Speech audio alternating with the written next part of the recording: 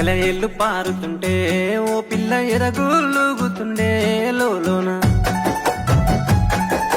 నదులన్నీ కలిసినట్టు పిల్లగా నవ్వెంత బాగున్నది నీలోన గాజుల సప్పులు గలుగల్లు మోగంగా గజ్జెల పట్టీలు గంతేసి ఆడంగా వరిగడ్డి మోపు ఎత్తి ఓ పిల్ల వయ్య